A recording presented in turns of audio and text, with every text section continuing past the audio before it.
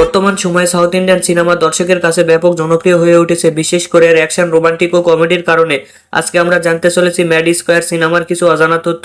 এই সিনেমার বাজেট কত, রিলিজ হয়েছে কবে, পরিচালককে, সঙ্গীত পরিচালককে, এমনকি হিট হয়েছে নাকি ফ্লপ হয়েছে, সবই জানাবো আজকের এই ভিডিওতে। সুতরাং ভিডিওটি অবশ্যই শেষ পর্যন্ত দেখুন।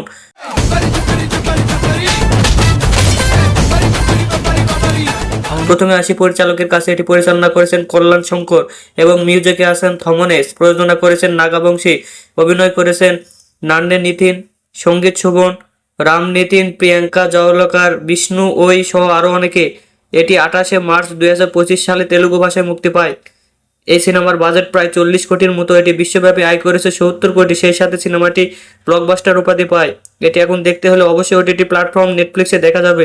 খুব সম্ভবত এই সিনেমার তৃতীয় পার্ট আসতে পারে। আপনাদের কি মনে হয় অবশ্যই কমেন্ট করে জানাবেন।